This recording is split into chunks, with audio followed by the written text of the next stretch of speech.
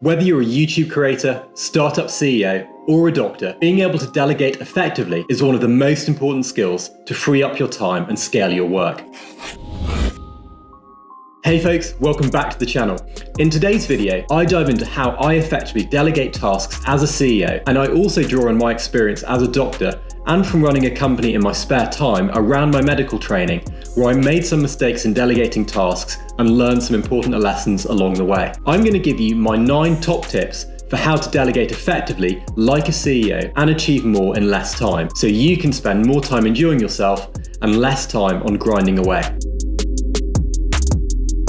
Now, according to a study by Gallup, CEOs who excel in delegating generate 33% higher revenues for their businesses. Top executives know they can't accomplish everything alone and position their team to tackle tasks they're confident they'll achieve, in turn empowering employees, boosting morale, and increasing productivity.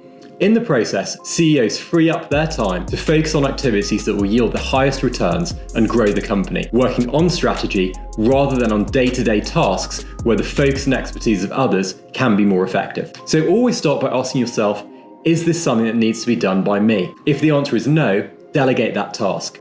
As you grow in your seniority in work or scale your company, team and processes, there should be fewer tasks that can only be completed by one person. So don't let perfectionism creep up on you and challenge what can and can't be delegated even early on.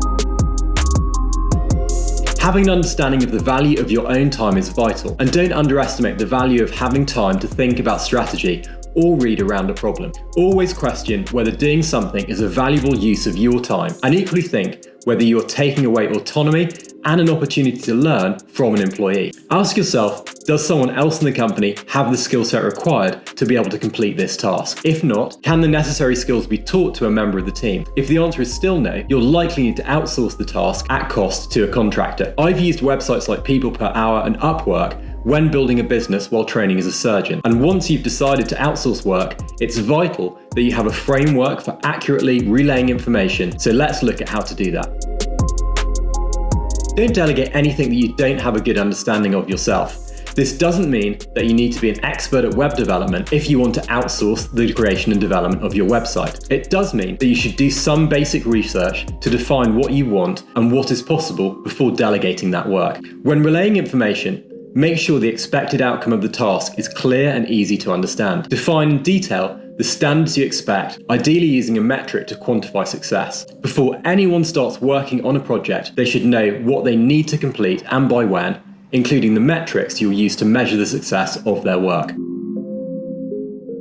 Pull all the necessary information together to make the task as simple as possible for the delegatee to complete. For example, forward existing email chains, links to articles or videos, and any existing research you might have completed. Set the standard for good by showing an example of how the finished task should look. This is best done using a template or using an example that you have completed yourself. As an example, if you want the delegatee to enter information into a spreadsheet rather than simply telling them to do so, spend some time creating a template and populate the first line with an example entry. This provides the delegatee with the foundation to build on and will reduce the chance of them returning work that is below the standard you expect. A super quick way to do this is to record a narrated, maybe less than a minute, video of you doing the required task so that they can clearly see what you want doing and the standard that is expected. I've been burned in the past despite following the previous steps because I missed the most critical step in the process, checking understanding. After supplying the delegatee with clear information, a defined outcome, and a template rather than simply asking them whether they understand what is required, test their understanding by asking them to complete the first few elements of the task and return it to you for approval early to ensure that they're on the right track. This might be an early outline of a video you're outsourcing or the first 10 rows of a data entry task before the delegatee is left to continue with the rest. Set a deadline for completing the task and add this to a shared calendar or productivity software such as Trello or Asana so that the delegatee can clearly see timeframes and provide updates. Ensure that you schedule regular check-ins to ensure that the task is on track. Don't micromanage the delegatee by requesting updates every day or week, but set a cadence that's supportive and allows you to prevent any long-term delays or issues.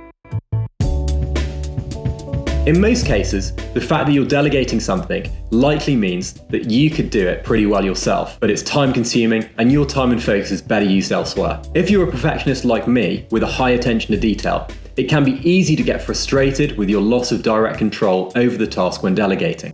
It can feel frustrating having to explain things, but be patient with the delegatee and ensure they understand and are supported. Hopefully they'll end up doing a much better job than you if you've delegated to someone with the appropriate skills. But if they don't, or they encounter an issue, be kind and use it as a learning point for both you and them.